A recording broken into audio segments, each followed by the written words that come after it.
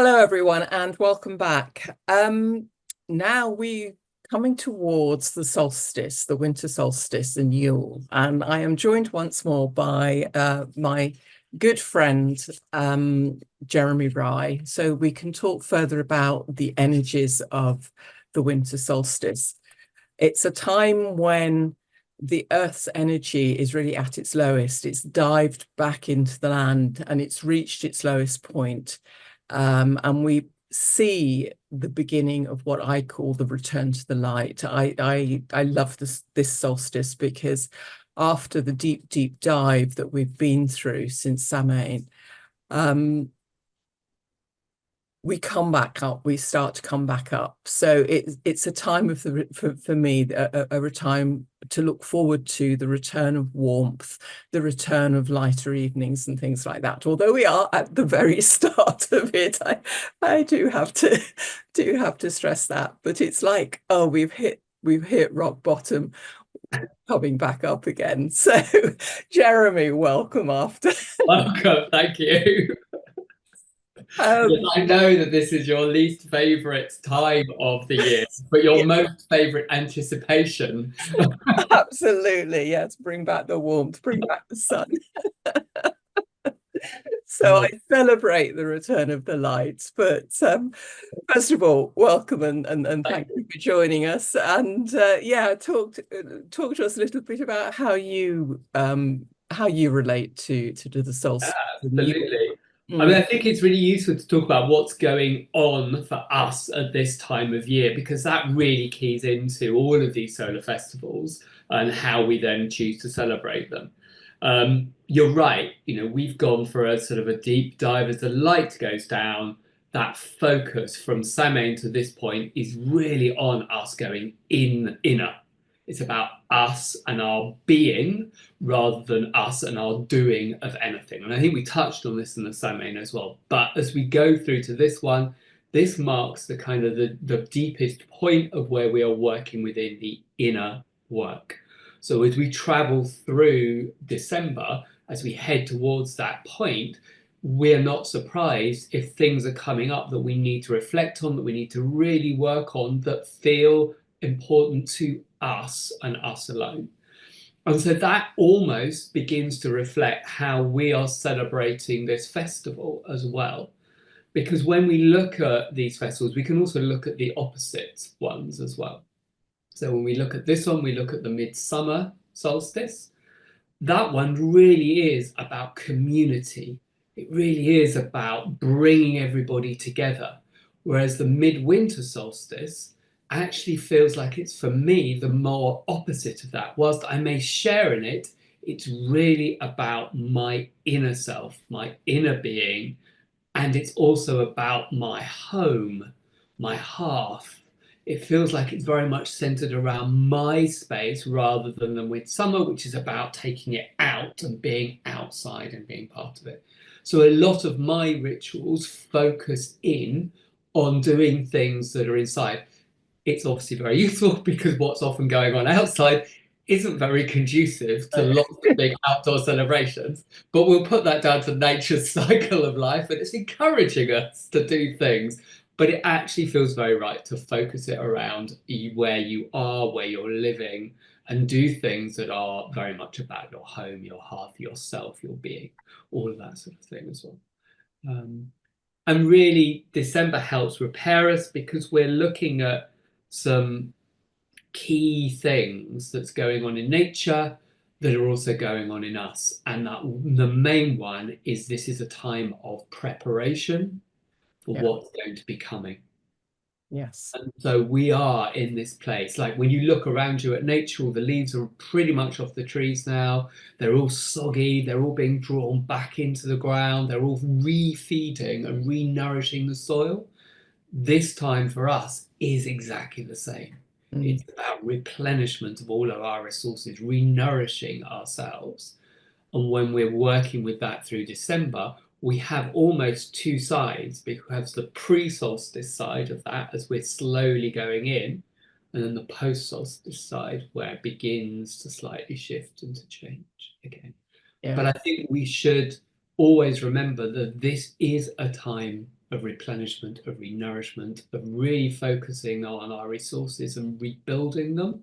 It's what's happening in nature, it's what nature does naturally, and therefore it's also what we need to be doing as well. And this is where the outside world has been set up in such a way at this time to really work against that process. That is very much my feeling, because obviously we're coming up to Christmas and the whole madness. I mean, we're recording this at the beginning of December.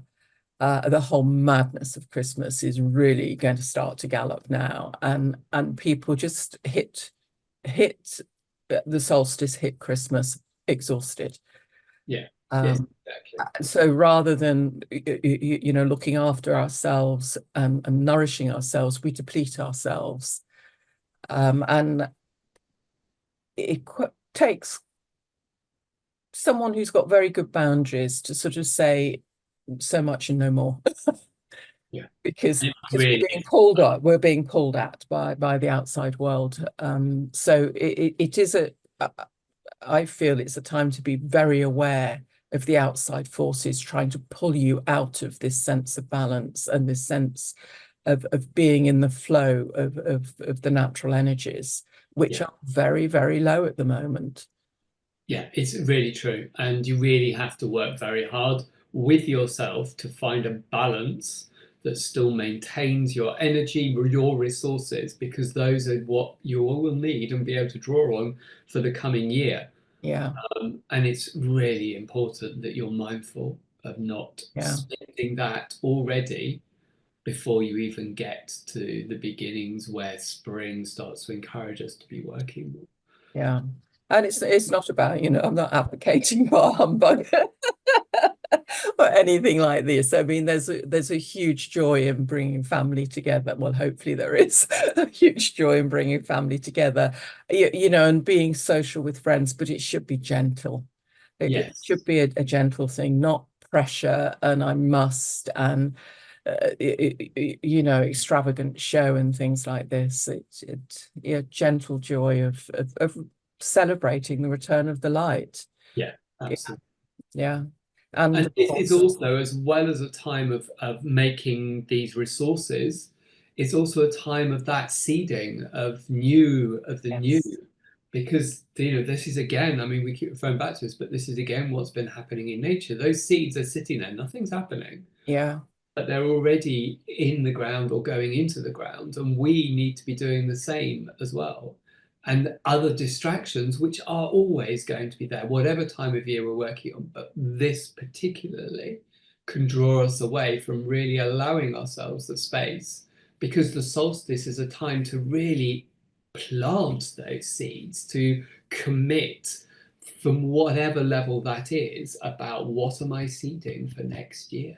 yeah.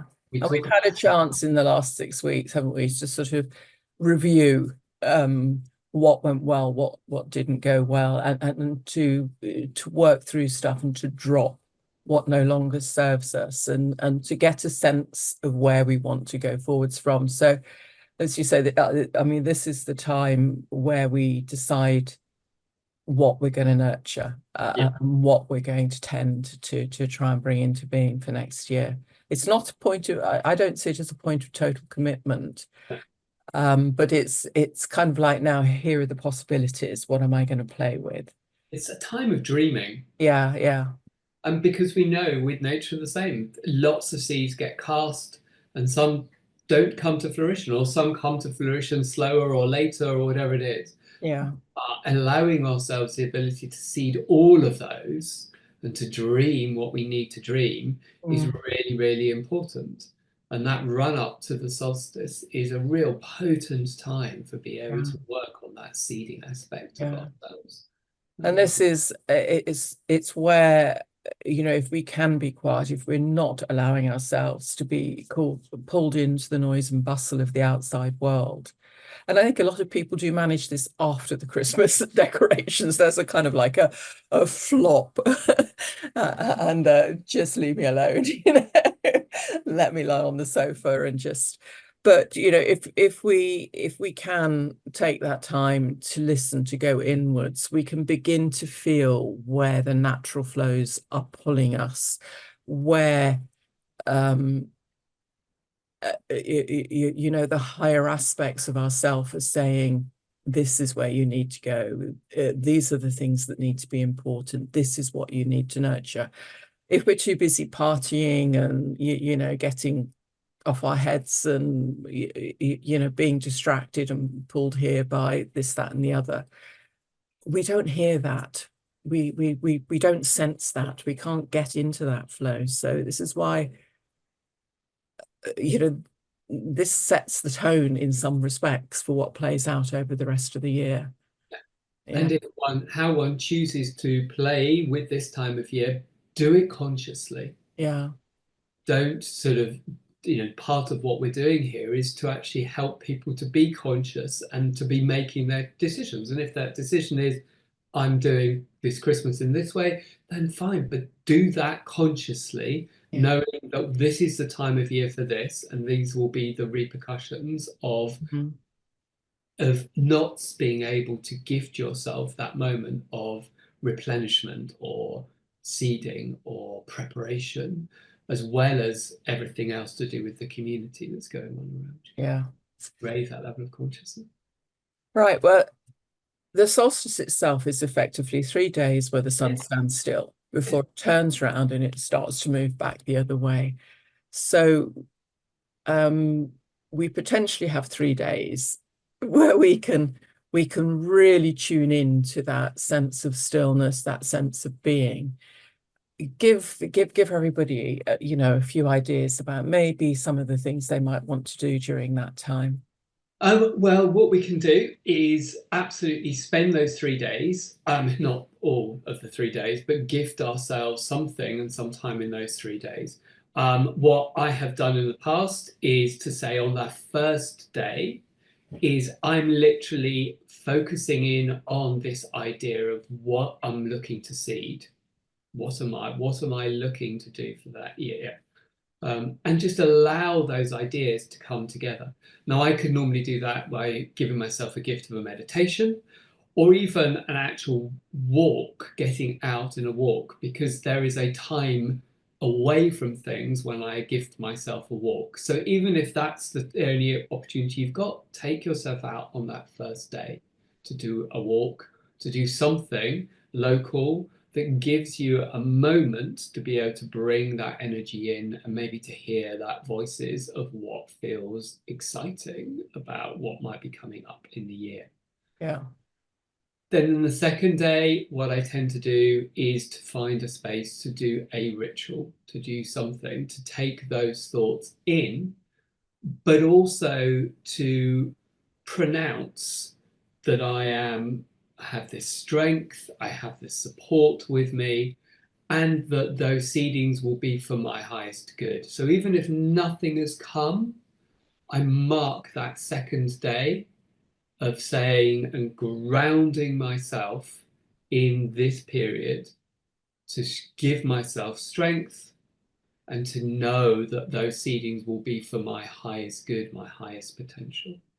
And I find a way of whatever that ritual needs to be for you. Now, it can be a physical ritual, Mm. actually set out and work through, or it can be a ritual around a meal, for example, something that keys into how you choose to live your life and the things that are interesting to you. Rituals can be done in very, very different ways. But then on the third day is where we need to make that sort of pronouncement and we need to extend it out into the wider world. So it needs to be witnessed or it needs to be heard. Now, that can be physically saying it out loud, but it can be writing it down. Mm. It comes from the inner, which we did on that second day, to the outer. Yeah. Because on that third day, that is the last day before that sun moves, before the light begins to change. So you are embedding it in that moment so that it moves with that light. Yeah. You can feel around how that proclamation, that witnessing needs to be for you. As I said, it can be simple as writing it down. but it needs to be out from the inner into that Yeah, outer. yeah, yeah, yeah. Well, of course, we can't escape the fact that Christmas forms, it Yeah. comes in immediately after the solstice. So it's kind of like we have the 3 days of the solstice, and then we're into the, heavy duty Christmas celebrations. And the Celtic Old English name for this particular gateway solar festival is Yule. Yeah. So one of the things that we know is very much associated with is bringing in greenery, evergreen foliage and things like that, which turned into Christmas trees, and which I think is a bit of a shame, cutting down all those wonderful trees. But hey, each to his own. That's just one of my things. But I do, that's the point, really, it's at the solstice that I start to look to my own Christmas decorations in the house. I won't put them up until we get to that point. So maybe talk a little bit about that. Am I being really weird or? No, no. I mean, we said very early that this one is very much about home and hearth and Yeah, ourselves. So the decorating our living space, our home, in whatever way that is, be it trees, be it Christmas mm, cards, being able to bring greenery in some form, is all about that appreciation and that celebration of this place we call home and hearth that we live in as well. But there's also a story that's associated around the Yule period, which is about the Holly King and the Oak King. yes, And yes, a lot of what we bring in is that evergreen, that holly energy as well, yeah, that we put above our pictures, that we may choose to make a wreath of, or whatever it is. And the legend of the Holly and the Oak King has been with us mm, ever and ever and ever. The bit that I find difficult in the traditional telling of it is it's seen as a battle. yes, It's a yeah, battle between these two trees, these two elements, and one wins the battle, takes the crown, and then moves on. I've never felt very comfortable with this idea that it's a battle. For me, there are the Holly King and the Oak King, and they each grow in their own power. And yeah, when you reach the zenith of that power, they hand over the yeah, mantle to the next one who then takes it on and moves it on till they reach the zenith when they hand it on. And yeah, that feels very much more about what is happening in nature. yeah, So for Yule, it's the holly that yes, reaches its zenith, that gets its full power at this point in time, which is why we bring that in. And we then have that energy, that power of the holly being part of our presence and about part of our celebration. And then after the solstice, that mantle is handed, or at that solstice, the mantle is handed over to the Oak King, who then takes on that strength to the midsummer. We talked about the importance of yes, that yeah, duality until the midsummer when that gets handed on as well.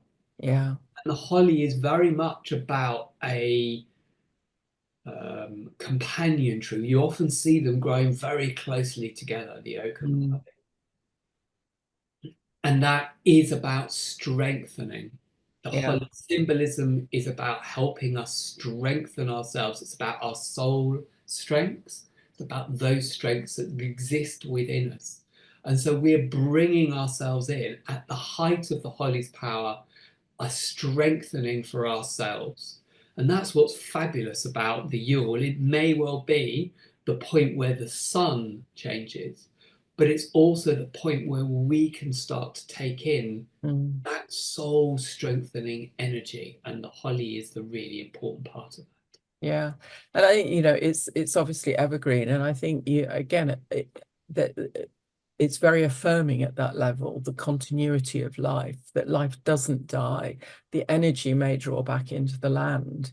It may seem totally dormant, but life is not lost. No. It's just in abeyance for a short time. Um, and the evergreen symbolizes that ongoing cycle, and it symbolizes the fact that the spark of life is still alive and still Yeah. it's just waiting to come back. And I love what you said about the Oak King and the Holly King. I've always disliked the battle. And for those of you who don't know it, I have a version of it that one of the Celtic bards put together. So I'll put a link to it below this so they can read it, because it's wonderful. But the handing over of the mantle of power and how gracefully it's done, rather than this battle of domination and control, which is very much the story that we've lived with for thousands of years now, and we are in the process of changing.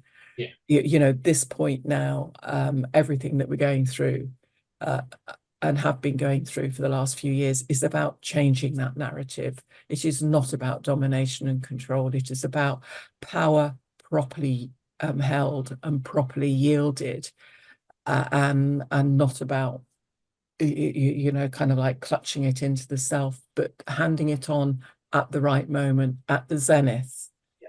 You know, things can't get any better. So now I hand on to you. Yeah. Yeah. And I have always felt very privileged, because there's something about that handing on. When we bring the holly in, it's almost like the holly is gifting that power, that strengthening Yeah. to us and to all that come into your home when you have decorated it in this way. Yeah. And it's handing it over to the next, because that level of power that has been obtained, when we reach the end of that cycle, it's important that it is then handed over to who will come next, who Yeah. will take that over. None of us can hold on to everything forever. And it's knowing that beautiful time when actually I'm in this point of mastery, feels a little bit more dominant, but I'm in this place of, right, yeah, this, Sovereignty. yeah, sovereignty, that's better. Mm. Now I hand this over to you. You take this on now. Take it Yeah. forward. And that obviously also brings that cycle together each time. We have that, the peak at the winter Mm. solstice, and we have that peak again in the summer solstice. Yeah. It's gorgeous, really, really That beautiful. feels very empowering. Yeah.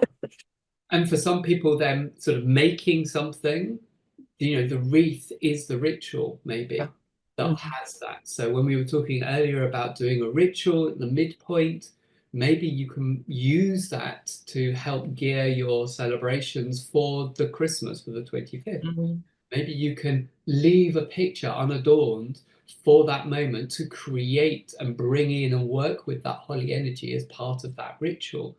So that what we're not doing is saying, oh, you've got to step away from the Christmas entirely. Find a way that focuses around your home and your hearth, that said, right, on that second day, I will do something that relates to what is coming, something I know I need to do, but make a ritual out of it in its own right. Yeah. And of course, we've talked, we've mentioned about the return of the light. It is infinitesimal. So like somebody's flipped something. You're gaining maybe a couple of minutes each day or something like that to begin with. But it's there. And this is a solar festival. It is associated with the sun cycle. And the sun is at its weakest, at least from the point of view of those of us who live in the northern climes. It's at its weakest at the moment, but it's turning the corner. So, a solar festival, anything to do with fire, if you can get outside, a nice bonfire, a nice fire pit, something like that can be a way. If you have a group of you, friends and family, can be a way to mark it. If not, lighting a candle, I light a candle and just spend my time with the candle, just thinking about the return of the light, what it means, and just sitting very quietly with that sense of the peace and the dormancy within the land, but also that sense of there's still life within it, and something something now will begin to stir over the next few weeks, the weeks ahead. What I'd also encourage you to do is have three new candles, all the same, because it's all about balance. It's all about, and then on the first day, light one. The second day, you can light two, and the third day, you can light three, because you're increasing the sense of light, even in your that way of working as well. Yeah. And again, that can be a very gentle, very simple thing to do. You are okay, I'm going to use these three candles to mark these 3 days and increase the light by doing that as well. And that, decorate the bowl with some holly and evergreen. If that's all you have available to you in that time, Mm. then that can be a really powerful statement of acknowledging Mm. the 3 days as well. Really powerful. Yeah. And of course, the weeks ahead, the next 6 weeks before we come to the next solar festival on from the winter solstice,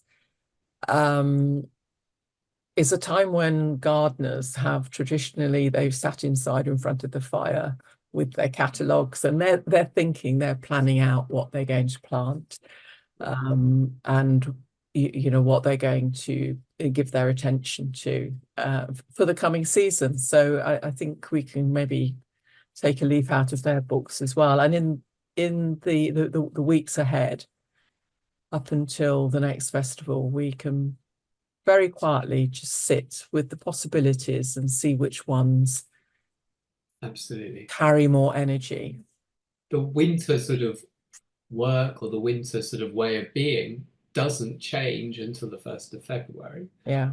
Then obviously everything shifts and transitions, but we've still got the rest of December and January to still be in that being place and still working on the inner work that we need to do, the seeding work. All of that is completely available to us throughout that next Yeah. 6 weeks. So we get to the festival and things change. And often for some traditions, that winter solstice is in fact a beginning, because they use that point to say, well, the light's returning, the light was dying up to that point, so Yeah. therefore this is the beginning. That's not the tradition that I particularly follow, but I can feel when we get to that solstice point that something in the earth responds Yes. to that fourth day, that spark point.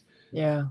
And again, infinitesimal, but it's useful for us to be able to just tune in and feel how things have changed not long after that solstice point, to see whether you can notice a Yeah. shift as you're out walking or whatever you're doing. And I think that's a great point actually, because we are all very capable of sensing these shift points, these gateways.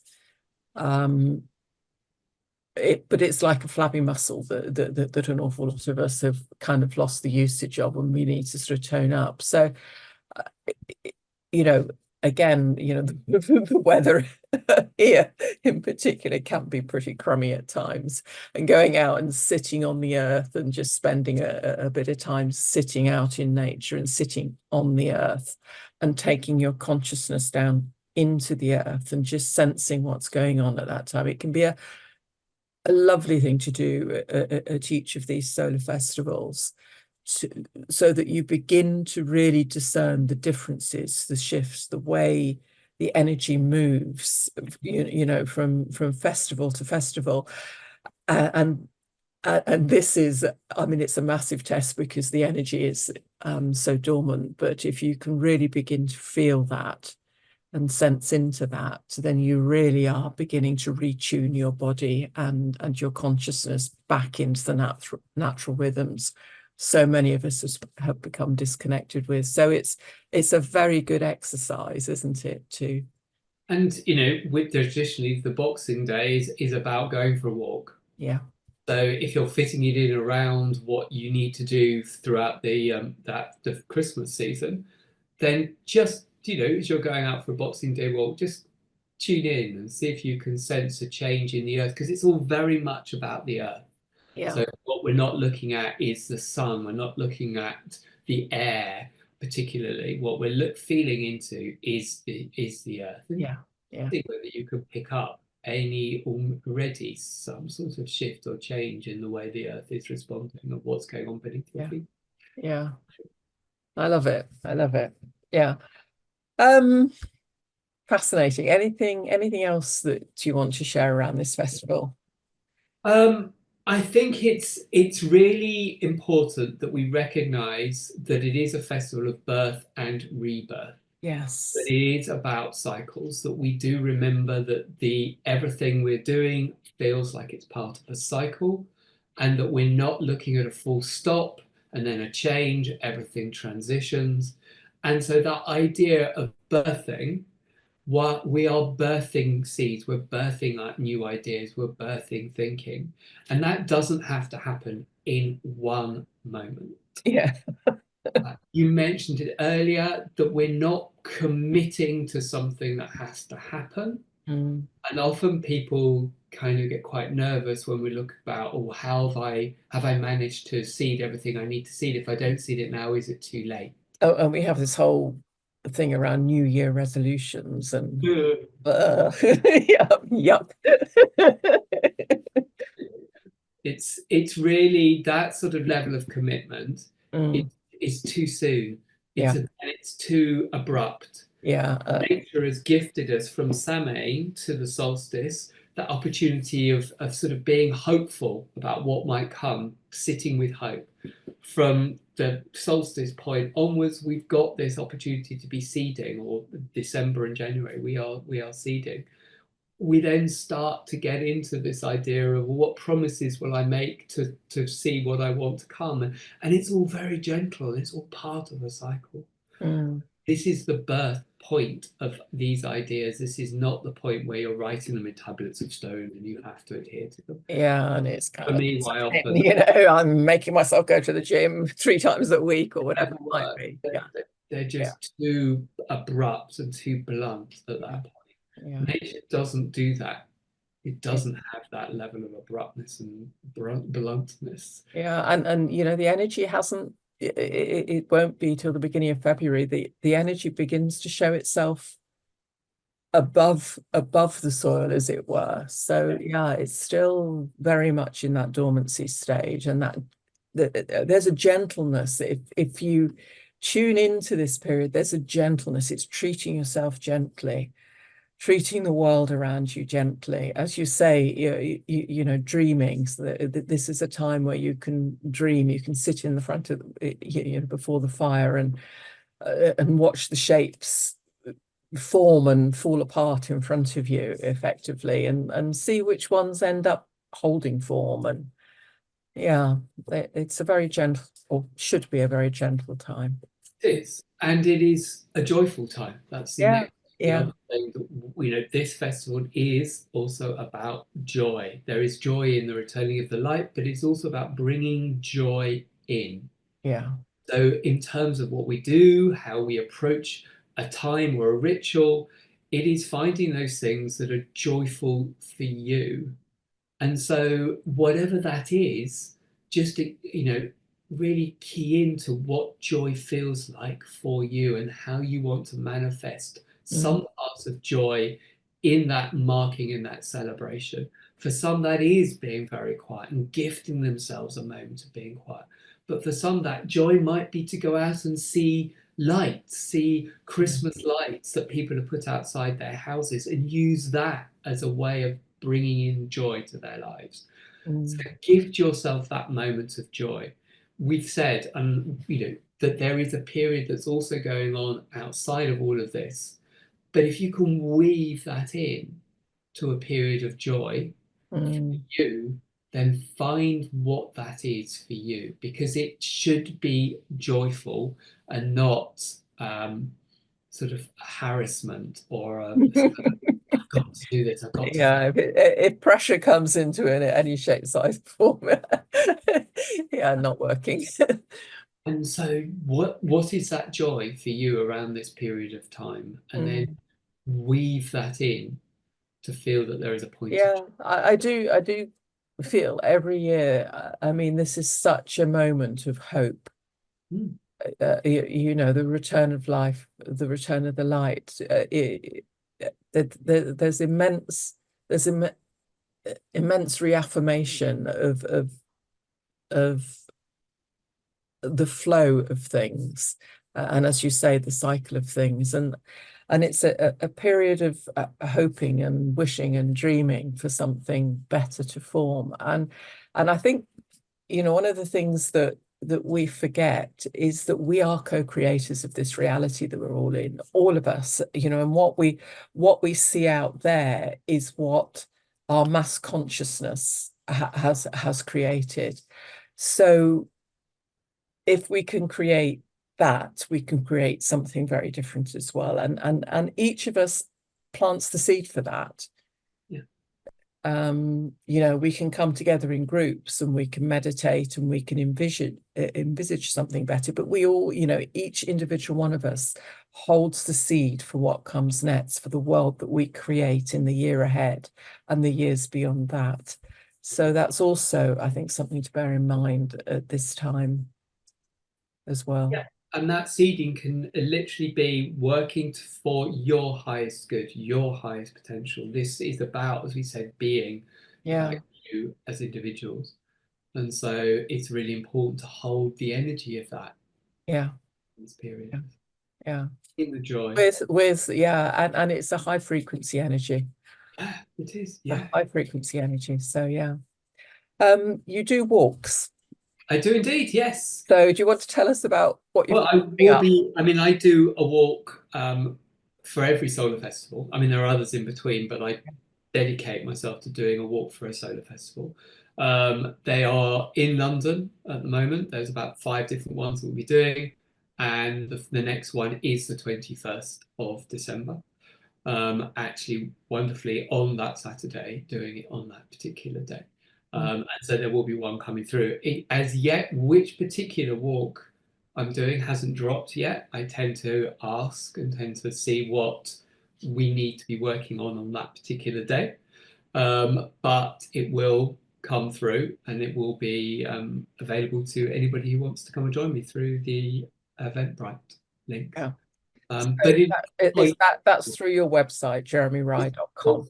yeah, Yeah. it's a cool website. And it really is about bringing that joy in and finding a way. They last about between 2 to 3 hours, depending on the walk we do. And they continue regardless of weather conditions. Yeah, yeah. It is a pilgrimage, isn't it? So yes, there's a commitment to it.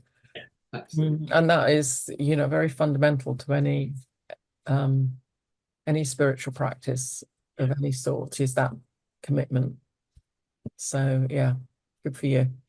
Good for you. Right. And I know you're on Instagram. Dragon Walks, am I right? So yes, there's two. The one for all the walks and for everything that's going on in the year is the Dragon Walks one. And then there's my own personal one, Jeremy Rye, which is for everything that I do as well. Any other ways people can find you? Mainly everything is on the website, really. So Yeah. the website and the Instagram are the two main things that I use. Okay.